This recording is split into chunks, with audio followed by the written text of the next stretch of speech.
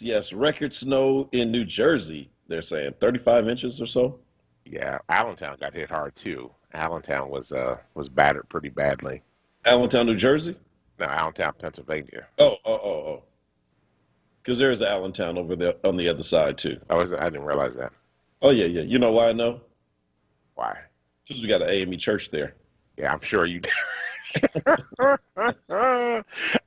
That's why I made that comment yesterday. I'm like, you're going to learn more about the AME Church this month. Yep. Black History Month. My Black History moment is I just look around. There's Black History right there. Yeah. So good morning, folks. This is the Power Hour brought to you each and every weekday morning, Monday through Fridays, with the exception of holidays. We have to make up some new holidays too. Some more days off. but listen, sitting across from me is Bishop Dwayne David Reister. And sitting across from me is the Reverend Dr. Mark Kelly Tyler. And the glue that holds it together and keeps this ship from running aground is she's the captain, Kuwaisa. What's up, Kuwaisa? Good morning. Are you morning, like just? Kuwaisa. Are you just over it? Yeah, I am a little bit. It's icy out there now, but that's about it. I tell you, it just goes, that's what I'm saying. Think about like snow weather is. It goes from like one bad thing to the next. You think once the snow stops, that it's like, oh, it's all good. It's all shoveled. Then you got to worry about it like unfreezing and refreezing. And if you have to be into a studio to start a 6 a.m. show, well, Yeah. that's a real concern for you. So be safe out there. If you are like Quasi, you have to drive through it. We are coming to you live from our virtual studios. That's right. You might be surprised, folks. I've done radio before from the front seat of my car in a parking lot. And thanks to these virtual backgrounds, you'll never know. Like sitting there holding the microphone, people were walking by like, what is he doing? Is he out here recording people? No, I'm doing a show on WURD. Yes. I've actually done that once. Yeah, it works. Yeah, well, actually, I killed my car battery doing it, but I had to go get a jump. Hey, man, the things we do to stay on the air and to bring all this to you. We're coming to you live from 900 AM, 96.1 FM in the city of Philadelphia. And you can also check us out at WURD Radio, WURD radio.com. You can download the app and always have access to the show. And you can also join us on YouTube Live or Facebook Live. Certainly happy to have you on Facebook Live, especially because it's where a whole lot of good conversation happens. And folk are checking in this morning. Rochelle Bilal, Sheriff of Philadelphia. I mean, as my mother would say, you chop it in high cotton. And you get folk like Rochelle and the Chief Public Defender, and a lot of city council people listen, but they don't tell us that they're listening. Some listen because they like the show. Others are doing recon. They're like, what are they saying about us now? Right. We get a whole lot of folk. We also get other folk as well who just like represent the city in different ways. Glad to see Ed Menner and State Rep Darisha Parker. That's what I told you. Dr. Calinthia is on. Kathleen, Andre, Bishop Peggy, K. Rashad Bey, and so many others. We're glad that you are here this morning and hope that you will mix it up with us. Hit the share button on Facebook Live. Bring others into this conversation. So listen, I mean, this morning, since it is Black History Month, day 3, start with a little Black History tidbit that will kind of be a segue into more contemporary stories. All right.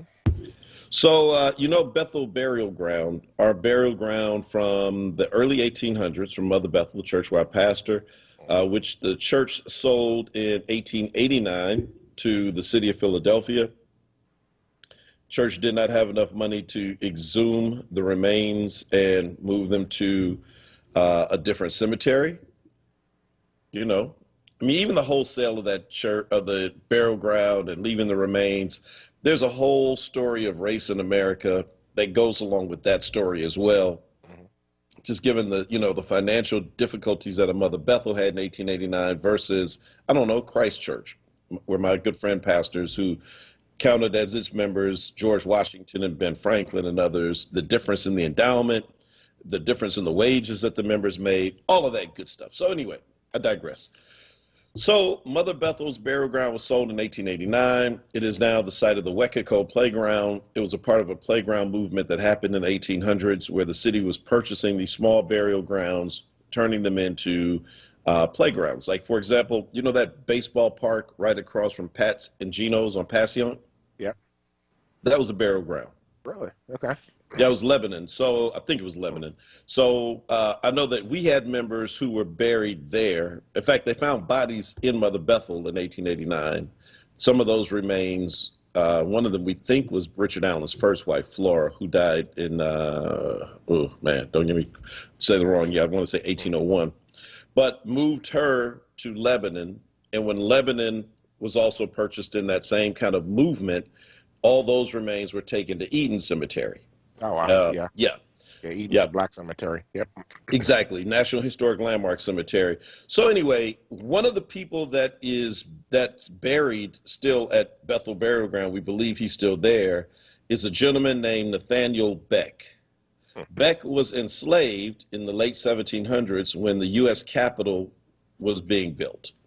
Wow. And he was rented out. Hey, wanna rent my wagon? Sure. Wow. What's the cost? Want to rent these shovels? Yeah.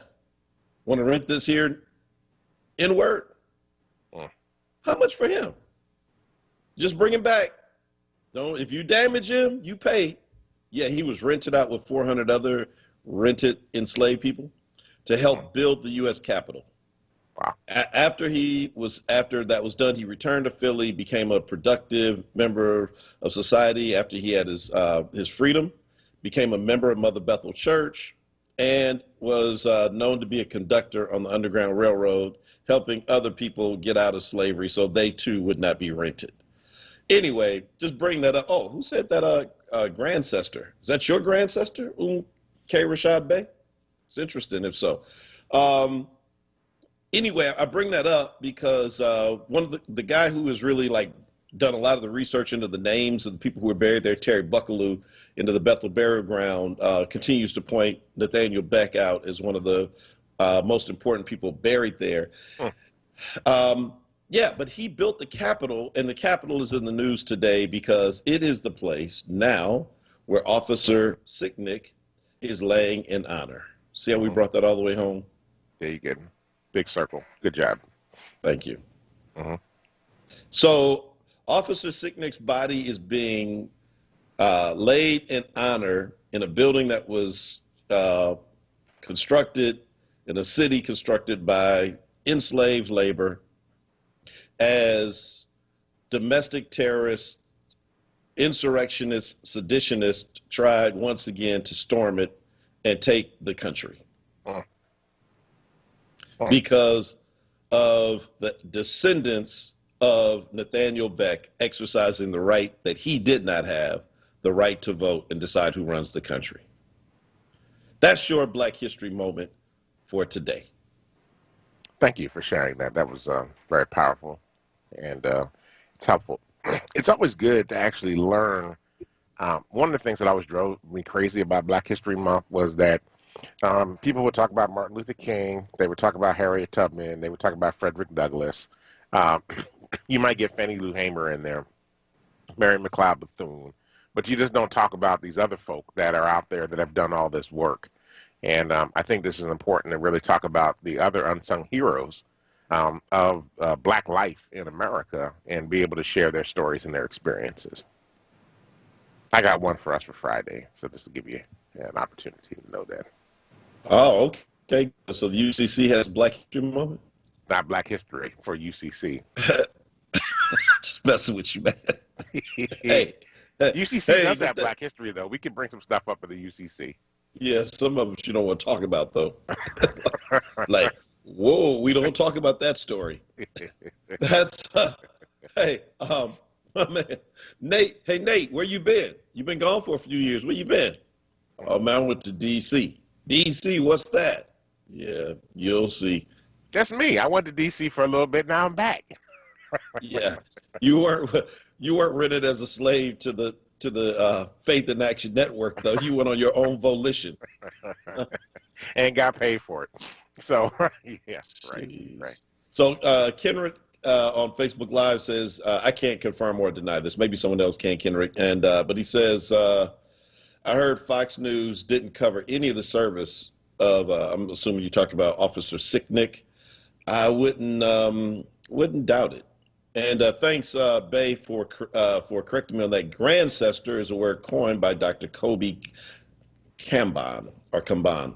All right, cool. Nice word. So yeah, man, I mean, this is just, so right now, Officer Sicknick's body laying there in honor, as opposed to lying in state, is a real walking, a contradiction for the GOP and all of those back the blue lives matter, we support our police kind of folk. I was watching one of the videos yesterday of when they stormed the Capitol, and there was a woman Capitol police officer like Sicknick. She was knocked unconscious, and one of the persons who's now been arrested, he like picks her body up and doesn't pick her up to render her aid, but he picks her up and like basically like kind of just discards her body, moves her to the side so they can storm the building. And he's saying to her as she's lying there, knocked out from them, why won't you all just get out of our way? I'm like, whoa, bro, aren't you back the blue? Aren't you we support our police? I'm sure you got our town supports the police sign in your front yard. And here you are knocking an officer out, being a part of a crowd that leads to the death of an officer who had his head beaten in, by the way. They don't talk about this. I know from some people who have friends in the Capitol Police, his head was beaten in with a fire extinguisher. Mm-hmm. Sorry to give that to you so early in the morning, folks, but I mean, you need to know the graphic nature of this because they make it seem like he just kind of died of natural causes. That is a violent act to kill a man with a fire extinguisher. Well, they showed the video where the fire extinguisher was thrown. Jesus. I'm glad I didn't see that. Yeah, there was a video right after the insurrection. They were showing the video of the fire extinguisher being thrown because actually the fire extinguisher hit 3 separate officers because it bounced off the one and then hit 2 other ones at the same time. So it wasn't like it just hit that one person and went down. And actually, they threw it so hard it bounced off the officer. And the problem was Officer Sicknick did not have his helmet on, and so when it hit him, it did the most damage. The other officers had their helmets on at the time. So, I mean, look, this is so bad. Let me just say this. So this was in the news yesterday. There's another conservative, ultra-conservative news station out there called Newsmax that was trying to replace Fox News. The My Pillow guy went on this station yesterday and started spouting all of Trump's lies about the election. He was out there doing a piece about Trump and, supporting him during the impeachment trial. It was so bad that the host of the show walked off the set. He just said, this is ridiculous. He said, well, this is crazy. He turned to his producers and said, can we stop this? And he actually walked off the set. His co-host finished up the rest of the interview. But he's just like these lies. Even the conservatives now are sort of like, the ultra-conservatives are sort of like, this is bad. You can't, this whole thing caused a major problem. And even Newsmax says Joe Biden is all these allegations you created, we've investigated. We haven't been able to verify any truth about them. Joe Biden is the legal president of the United States, the properly elected president of the United States. And it was absolutely insane. And I think we're seeing more and more of this. You talked yesterday about Mitch McConnell standing up for Liz Cheney. Mm-hmm. We talked about them going after Michelle Taylor Greene and Lauren Boebert in California, who are the QAnon Congress leaders. And I think we're going to hopefully see, although I'm not as hopeful, but hopefully see that there's going to be some wedges there that will, bring the Republican Party back to a level of conservatism. Like I said the other day, you know, we need, I don't agree with conservatives, but we can work with them. Mm-hmm. Can't work with Trumpicans. Then Trumpicans are Trumps plus Republicans together, Trumpicans.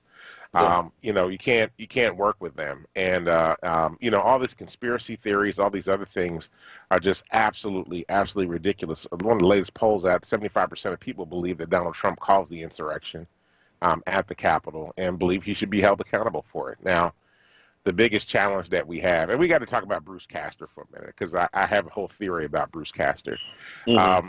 that, you know, that the Republicans are so afraid of him. I don't think it's even support of him anymore. I think they're afraid of him. Will not vote, can't get 17 senators to vote to convict. And so that is going to be that's going to be the painful piece about this.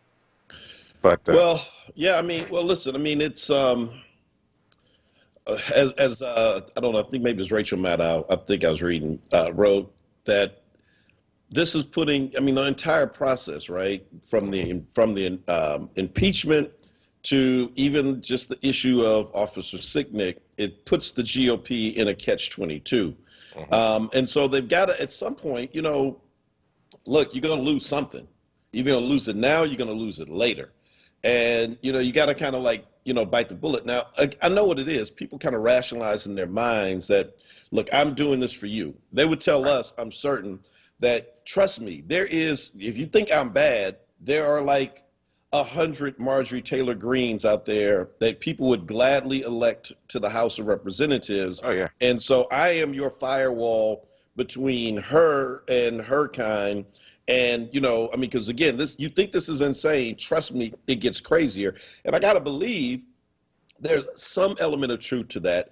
But at the same time, you cannot, I mean, under no circumstances can you give quarter to that kind of, you know, thinking. Can you make it look legitimate? Because when you do, you unleash something. And I'm telling you, it's, you know, there has to be a categorical denial of this. Now, Kevin McCarthy is going to have to step up in a big way and put all of their power grabbing hopes to the side for a moment and sit down and discipline her.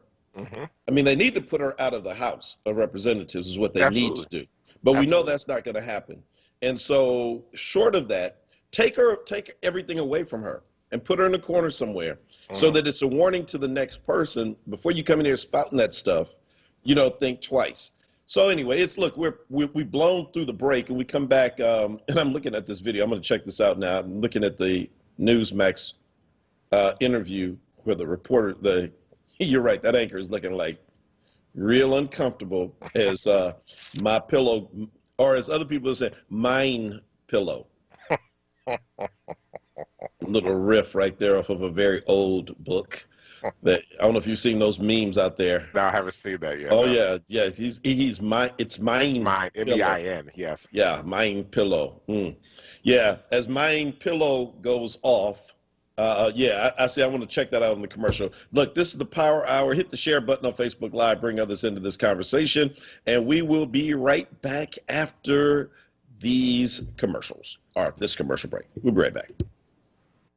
The moments, the movements, the culture, then and now. How we got here and where we're going. WHYY shines a light on our past and our progress like no one else. Tonight at 7:30, Precious Places is a community history series documenting the buildings, spaces, parks, landmarks, and other sites that hold memories of our neighborhoods and define where we live. Precious Places, tonight at 7:30 on WHYY TV 12. Jefferson Health offers no-cost COVID-19 testing sites at St. Raymond of Pinafort Church. Testing is on Thursdays and Saturdays. A second testing location has been added at Richard Allen Preparatory Charter School. Testing is on Wednesdays and Fridays. For testing hours and more information, visit jeffersonhealth.org/community testing. Keeping you informed. As a community service, WURD Radio and the Black Doctors COVID-19 Consortium wants to keep you informed about where you can get no-cost, barrier-free COVID-19 testing this week. Monday, February 1st at 2 locations. SEPTA of 69th Street, 6901 Market Street in Upper Darby from 10 a.m. till 2 p.m. And then at noon at Salem Baptist Church, 2741 Woodland Road in Abington. And Tuesday, February 2nd, 12 noon till 8 p.m. at Christian Stronghold Baptist Church, 4701 Lancaster Avenue in Philadelphia. Stay informed and stay well with WURD Radio. 96.1 FM and 900 AM WURD. Want the latest in WURD swag? Check out the shop tab on WURDradio.com. Hoodies, tees, and more in a variety of colors. The shop tab on WURDradio.com. Show the world that you're all about black. Talk Media. You're listening to WURD Radio, 96.1 FM and 900 AM WURD, independent black media. Welcome back to the Power Hour. This is Dwayne Royster along with Mark Kelly Tyler. We are here Monday through Fridays from 6 a.m. to 7 a.m. to bring you the latest in news, happenings around Philadelphia, and, of course, our opinions. And we have many of those. Let me just say, to all those out there that are dealing with the snow. Yesterday I was out with my daughter and my nephew trying to clean up out in front of the house. It took us 4 hours and 3 snowblowers. We actually broke a snowblower in the midst of doing all that to be able to get that done. And I fell. So it was a wonderful day to be out and to be alive. It was that moment that I realized I'm not young anymore. Yeah, man. I was like laying on the ground, and I'm like, yeah, this is really for young folk. You know, I just want to say this, and I know we got to get back to news. There's a lot of stuff happening. But what happened to young folk that used to come around and shovel snow? You probably didn't have this in Oakland, but in Philly, when I was growing up, right, we couldn't wait for it to snow, not because we had a snow day from school, but because we could get our shovels out and go around and make some money in the neighborhood by knocking on neighbors' doors to see if they wanted us to shovel. Nobody does that anymore. I'm like, what happened to the entrepreneurial spirit that was alive in our young folk?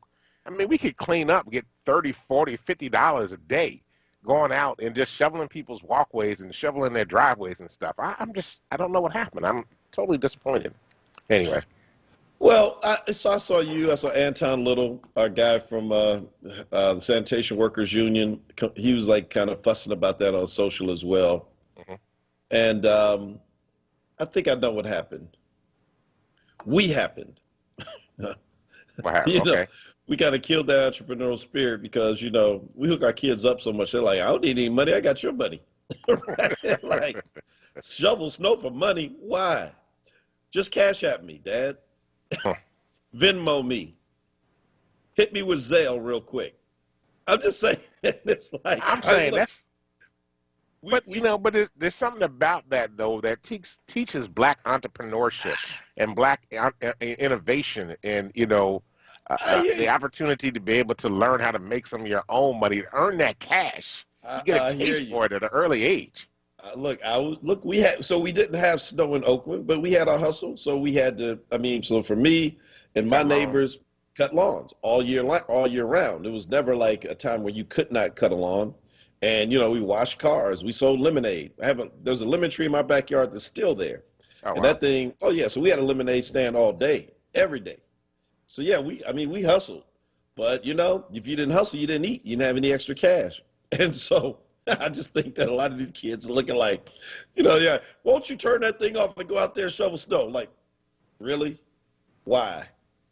That's what we did. Yeah, because your parents ain't had no money. My parents have money. Thank you. I may be wrong, but I'm just saying. Hey, Sarah says grown men are out there shoveling. Yeah. I'm telling you, man, it is a whole thing. You're right. It's an entire thing. Glad to see everybody on Facebook Live this morning. So there is a new series that's out. I don't know if you saw this. I saw it last night. It debuted on Sundance. I actually tried to give one of my tickets away. I bought 2, but not realizing, like, duh, I only needed 1. I'm thinking me and Leslie actually go into the thing together, right? So, like, that was so dumb, right? So I bought 2 tickets. I'm not sure if it still works. I'll give it to you, and you can like see if you can log in. But it showed a new thing called Philly DA. It's an 8-part series that follows Larry Krasner from his campaign up into the president. So it debuted at Sundance, the first 2 episodes. Man, it's really good. Okay. But a few things I will take note of. One is, I'm going in my Rolodex right now, like, man, did I ever say anything around Krasner that I don't want to be on air? Because, dude, we got some friends out. You'll see. I was going to tell you, just watch it. Like, you know, they're like in a closed room and the people like talking and the cameras rolling. They like throw it all in there. I'm like, oh, man, that's not a good look. Right? I mean, it's in the heat of a campaign. So it does make you kind of wonder, like, oh, crap, man, what have I said around him? But anyway, but that being said, it actually is, it really is an interesting look and a timely reminder because the DA race is coming back up. And so at this point, after having the job 4 years, of course, you know, you become now the target of a whole lot of criticism, especially even by your supporters. But this thing is like a highlight reel of all people. I mean, of all things, like if you ever been in a protest or anything around policing or bail reform or prison reform, everybody is in this. Almost every city council person. Asa Khalifa's in there by name, Flood the drummer, Ike Raw. I mean, it's just like a scissor reel, you know, of who's who. Everybody is in this thing. But what I appreciate is it reminds us of how far we've come in a short period of time. I mean, when Lynn Abraham was the DA, the Philadelphia County Jail was up to 16,000 people. Oh, yeah. She took it to 16,000, and they talked about how she was charging. She wanted everybody to get jail time. There was they had a name for her when she was the district attorney. I don't know, it was like Killer Abraham or something like. I mean, it was because she was ruthless. I mean, just absolutely ruthless. Yeah, I mean, and so you look at that number where as opposed to now where it's like last time, I want to say like during COVID when it first started, we were trying to get people out who were there just on like very minor bails and who couldn't afford to get out, that it's down to like 5,000 or something like that. Yeah, I mean, they reduced the number a great deal.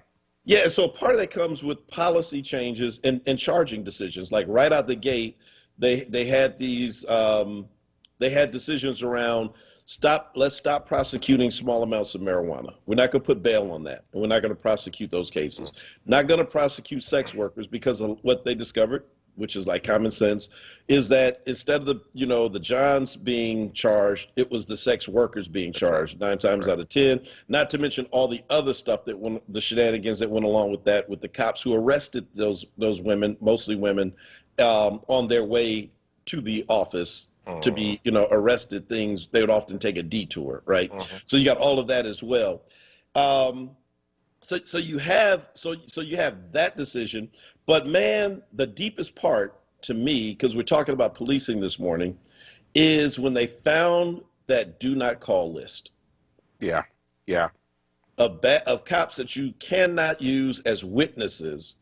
And so as Krasner pointed out in the documentary, because he was a defense attorney all along before becoming the DA, that when you get that kind of information, the DA has a responsibility to share information with the defense that would hurt or help their case. You can't like withhold it.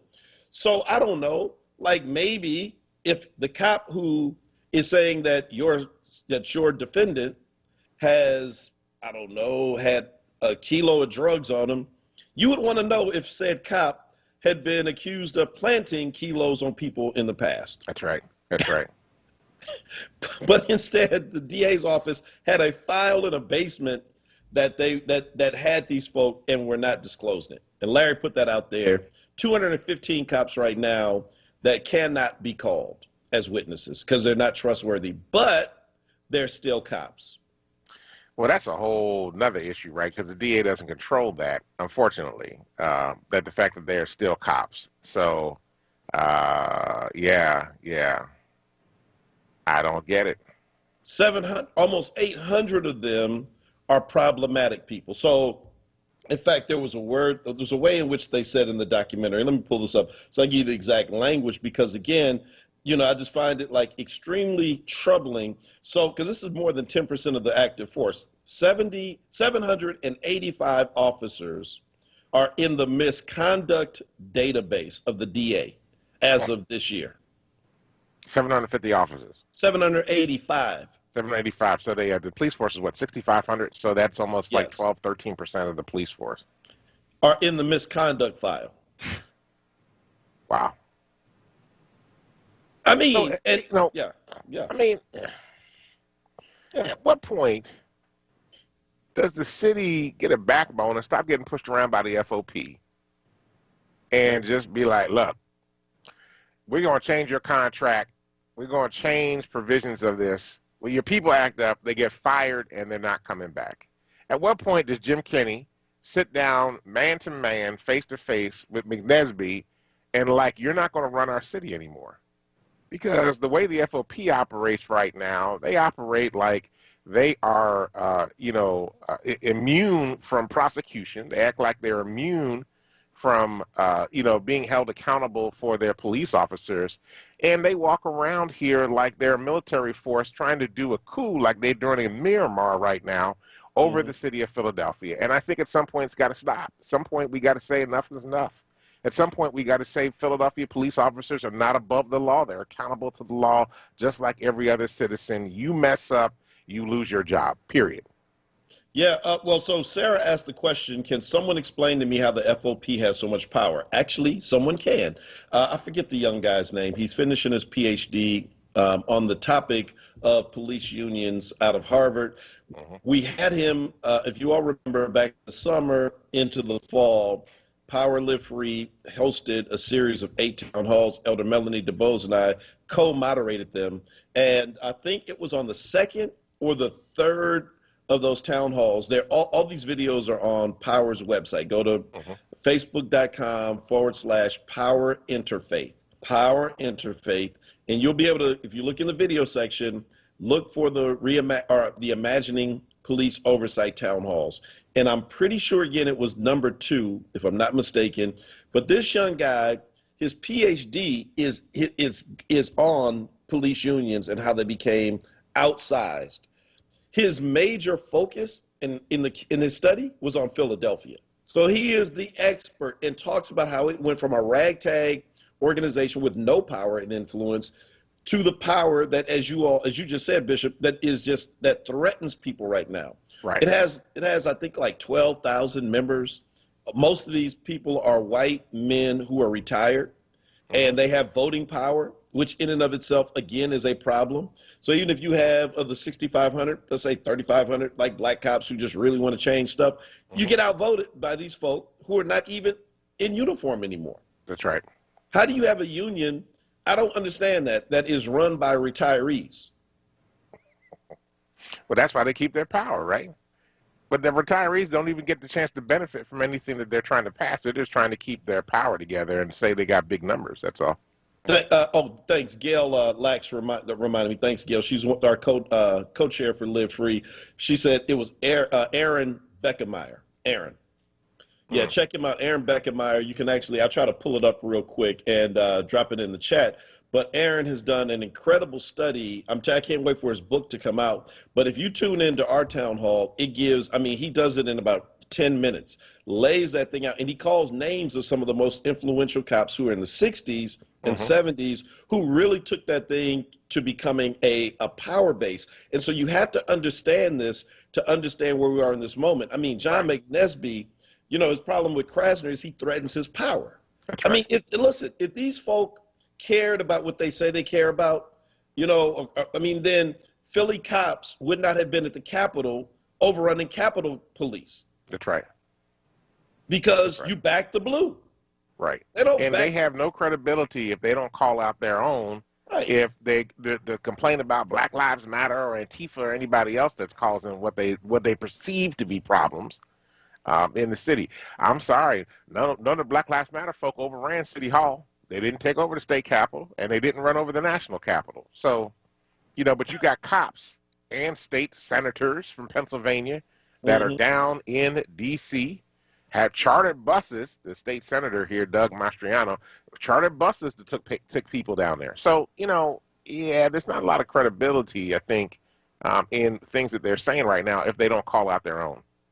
Right. So I mean, listen. So so again, this documentary certainly is helpful for Larry in his reelection campaign. He's up, he's up for reelection this year. He's about to go into a primary, and I got to believe that for him, probably happy he came out. But again, it does point out just the painful process of all the things that are involved in trying to change the culture in a city when it comes to law enforcement, a culture that is too willing to, to turn a blind eye when it comes to all things black. I mean, we talked about yesterday the little girl who's pepper sprayed in Rochester. They're introducing legislation so that cops can't pepper spray children. I'm like, what kind of world do we live in? Right. Where you have to tell a cop, don't pepper spray a child. In another school, the video came out yesterday, I think in Florida, where a school resource officer, school police, body slammed a 16-year-old black girl and handcuffed her in front of all of her friends, caught on videotape. And I'm saying now, and so here activists are now having to call for the removal of school police. They are joining the call that many folk, even in Philly, have said. Right. But I mean, my God, we are in the midst of school shootings. We need police in the schools, but because they act so terribly with our children, we got to then, put you out of the school and pray that our children are somehow safe because you all don't know how to come in and keep your hands off our children. I mean, this is so bad, and it's not going to change overnight, and it's not going to change without controversy, which is what makes Larry Krasner a controversial figure. And, we should not fall into the hype of folks who talk about, let them go, Larry. That's why homicides are going up. I mean, it's COVID-19, in case you haven't noticed. Larry Krasner has nothing to do with why homicides are going up in the city of Philadelphia. They're going up all across the country because people have been locked down for a very long period of time. A lot of this stuff actually, unfortunately, also relates to domestic violence that we're not really having a serious conversation about in the black community right now, that we need to have a conversation about because of what's going on in people's homes. So this has nothing to do with Larry Krasner. These numbers going up. Every city, every major city across the country is hitting record numbers right now in terms of homicides. It's not just Philadelphia that's doing this.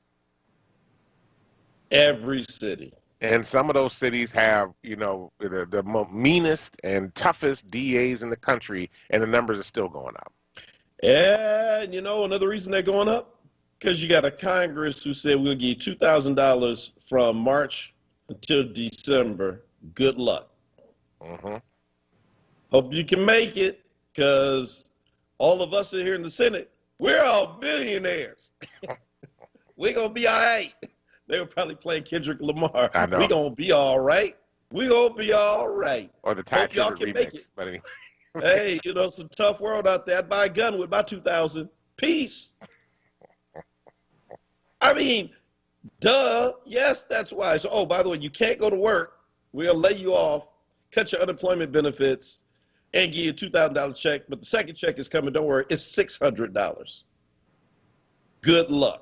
Yes. Oh, and by the way, homicides went up. Man, I'm telling you, this is so predictable. We have to take a quick break. When we come back, we'll finish this conversation. But all I'm saying is don't fall for the okie doke. And look, I am a Larry Krasner guy, so take what I say with a grain of salt. But what I am saying is, there's somebody out there who wants to be the second coming of Lynn Abraham. And no disrespect to Lynn Abraham, but she and I share a very different idea about what, public safety means and what it takes to create it. And I don't think personally that you have to incarcerate people for 3 to 4 years for stealing things like food. You probably should just give them a sandwich and a job, and they'll probably stop stealing food. I don't know. What do I know? I'm crazy like that. This is the Power Hour. We'll be right back on the other side. Sorry, Kwesi, we went way over the break. We'll be right back. Your child deserves to be educated in a safe and supportive learning environment. Southwest Leadership Academy Charter School, a tuition-free public school, is accepting applications for the 2021-2022 school year. SLAC's 2 locations offer single-gender classrooms in a dual-gender environment. Kindergarten and first-grade classrooms have a 15-to-1 student-teacher ratio. Students learn music, art, and fitness. Southwest Leadership educates the whole child, preparing students to become leaders. slacks-phila.org, Instagram at Southwest Leadership Academy, or email info@slacks-phila.org. Listen to Laborers Live. We created the weekend, we created the 40-hour work week. We just wanted enough to feed our family, be able to send our children to college, and let our next generation do better than we did. To people that might have forgot how important unionism is in a country like the United States. People now infringing on our 8-hour workday, trying to work people more than 8 hours without overtime, trying to work people without benefits. In the long run, everybody's getting a fat paycheck except the worker. So this is really a wake-up call for America. The struggle is continuous. Tune in to Laborers Live every Friday from 4 to 5 p.m. Sponsored by LESIT, the Laborers Employers Cooperation Education Trust of the Laborers District Council of Philadelphia and vicinity. Local 332, Sam Staten Jr. Business Manager. Local 57, Esteban Vera Business Manager. Local 135, Dan Woodall Jr. Business Manager. Local 413, James Harper Jr. Business Manager. The Laborers District Council, Ryan Boyer Business Manager, and Tony Staten, Executive Director of LESIT. The onWURD Podcast. Check out the latest edition of the onWURD Podcast. Join WURD President and CEO Sarah Lomax Reese for a deep dive into everything surrounding the 2020 election. Listen right now using your favorite podcast service or visit wordradio.com/2020 in black. You can also ask your favorite device to play onWURD 2020 in black. WURD Radio. Independent Black Media. Now, a traffic update on WURD Radio. Good morning. This report sponsored by Audible. Looking at 95 in the city southbound. Not a bad ride yet coming down through Bridge through the ongoing construction. A little slow. Then again, Allegheny through Girard's and Bolling there beginning to pick up. Further south at Penn's Landing, there is a disabled vehicle off to the right. Northbound side looks pretty good. Vine Expressway through Center City, not bad. Westbound Schuylkill getting busy. Bear Avenue through the Vine Expressway through the ongoing construction. Eastbound side looking good. BA Turnpike, Blue Ridge 476 in good shape. Southbound Boulevard delays broad down to Roberts Avenue through that work zone. 42 looks good. 55 northbound Deptford into 42 now slow. It's a new year and an all-new Audible. You can enjoy exclusive Audible originals, best-selling audiobooks, popular podcasts, and more with a listening plan that works for you. Find out more and start listening free with a 30-day trial at audible.com. For more traffic information, log on to sigalert.com. Jim Bachman with your Philadelphia area traffic. Now, a WURD weather update. Here's NBC 10 First Alert meteorologist Bill Henley. Scattered light snow showers finally moving out of the area, but the clouds will stay with us through the day today. Blustery and cold. 35 this afternoon. Will feel like it's in the low to mid-20s. Clearing tonight, cold tomorrow morning, a low of 24 degrees, but with sunshine we warm to 40 in the afternoon. Clouds are back for Friday with rain in the morning, clearing in the afternoon, and a high of 44 degrees. I'm NBC 10 First Alert.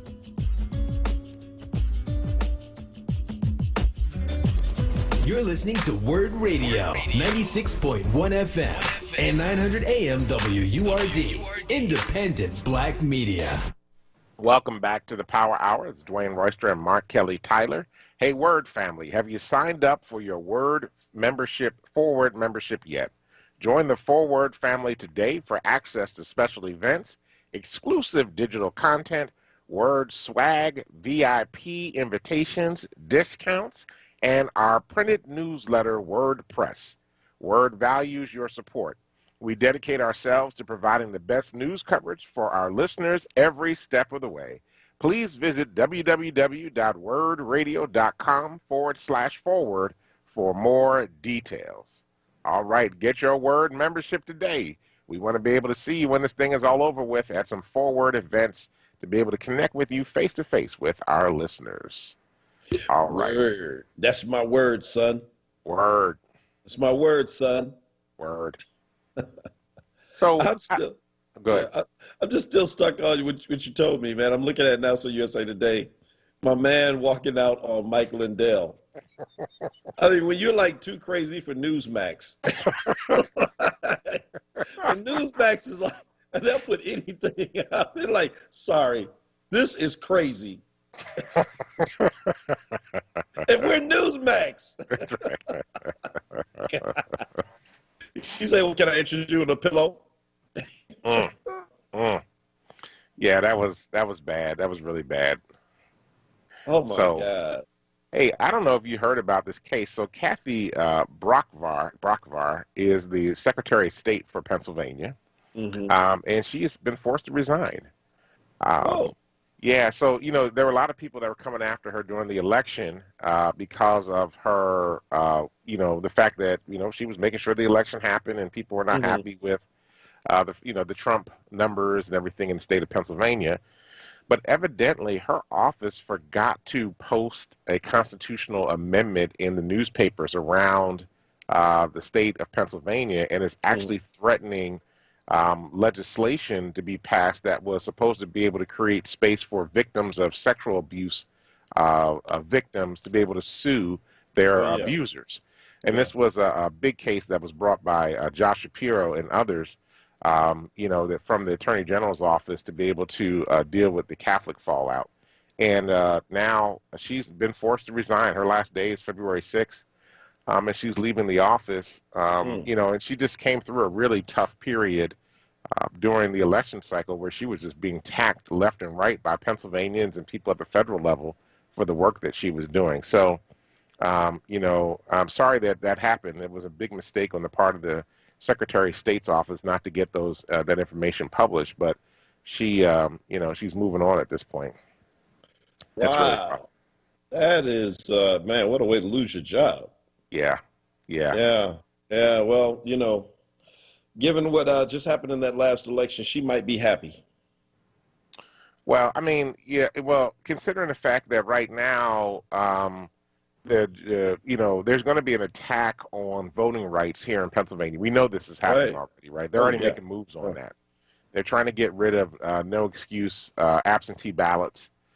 They want to make sure that we can't, that cities like Philadelphia cannot set up the satellite offices again. They're trying to do all kinds of things to roll back all these rules regarding, people being able to vote in the state of Pennsylvania.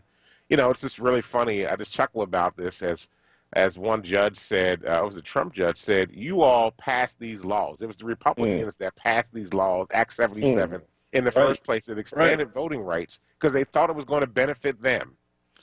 And then they discovered it didn't. And so now they want to repeal all these laws. And so we're getting ready to go, not just in Pennsylvania, but across the country, although Pennsylvania's the poster child for this, of a new series of voter suppression laws that are getting ready to come into effect. Yeah, well, this is one of those glaring differences as well in the Republicans and Democrats. See, Republicans have no shame. If there's a Republican governor, she or he would not have asked for her resignation. Whatever. Forget the Democrats.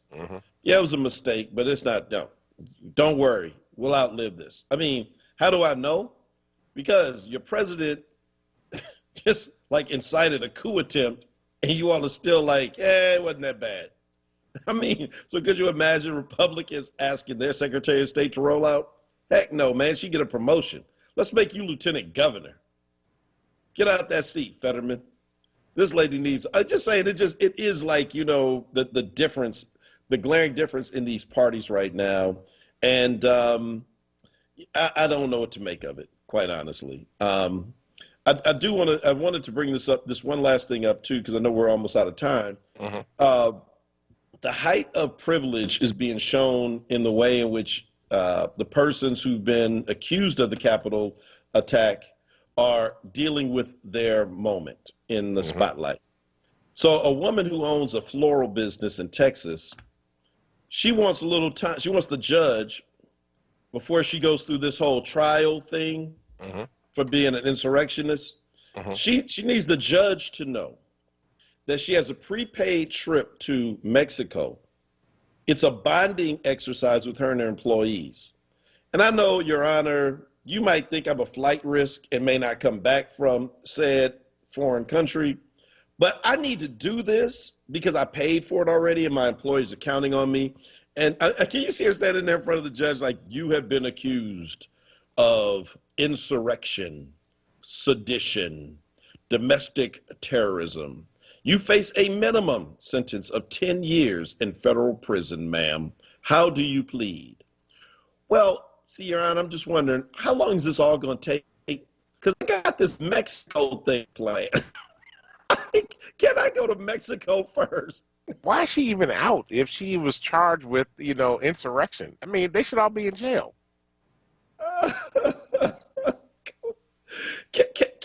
Can I go to Mexico first? Is this the one that flew on the private plane to go to the insurrection? No, that's the real estate broker. This is the florist. Okay. I got to go get some seeds for my next season. There's a big flower show in Philly out here. I got to get there. Jesus. She's like, can I go to Mexico? I paid for it already. Yeah, you know what you also paid for? With your actions. She was bragging on Facebook, by the way, talking about, heck yeah, I effing stormed the effing Capitol. We took that thing. Yeah. Wow. You paid for 10 years. As my man said, don't do the crime if you can't do the time. Well, is it a Trump judge that's hearing the case? Because he might let it go. I don't know who it is. I mean, honestly, I'm just like, I can imagine these judges right now, because they're used to dealing with us. We stand there head down, cuffs, like, oh, God, please, please don't throw the book. They're dealing with a whole new class of criminal. So, Your Honor, let me get this right. That was wrong? So you mean that part was wrong when I kicked the window into the speaker's chambers and took her podium? That was wrong? If I had known, if someone had a sign that said, you can't come in here and smash property and kill police officers, I certainly wouldn't have done it, but I saw no such sign, sir. I'm innocent. Wow. I mean, that's all you can say is wow to some of this stuff, right? I mean, the audacity of white privilege and white supremacy. I mean, really, it's just the audacity of it all, right? I can't go to jail. I got a trip to Mexico. Oh, my God. Man, I don't even know what to do with that. I don't even know what to do. Kanisha's on Facebook says, I just can't. I can't.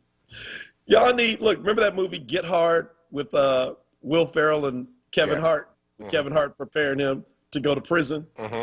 Some of y'all need to get hard. Get hard. Don't be asking about no trip to Mexico. You got to get hard, son. Get hard, ma'am. There you go. Sheila Booker said you have to start a new list. Things you can do if you're white. Yes, apparently you can demand a vegan meal. No, I'm sorry. He's not even demanding a vegan meal. The shaman. Organic. Yeah, he's organic. I'm sorry. Listen, I know that this prison food works for most people, but I need an organic meal. After all, I'm a Minotaur. Everyone knows that shaman Minotaurs eat organic food, and I'm going to have to go on a hunger strike. Let them go. Let them have a hunger strike. I don't care. And I need my horns in here because it's dangerous. I got to protect myself from Jamal and them. All right. Well, we got to go. Yeah, Mabel Wellborn asked if any of them locked them. Actually, some of them are in jail. They have not been able to post bail, but for most of them, a lot of them are out right now. So just to let you know. All right, everybody. That's our show for today. Thank you, everybody, for checking us out, listening on the air, listening through the app, listening on Facebook, listening through YouTube Live. Thank you, Kwesa, for holding it down for us on the boards today. Thank you, Dr. Tyler, for everything that you do. We'll be back tomorrow morning at 6 a.m. to bring you the latest in news, happenings around Philadelphia, and, of course, our opinion. Stay tuned for Wake Up with Word with Solomon Jones coming up next. And listen, folks, go out. Change the damn world, because if you don't, nobody else will. Peace. Deuces.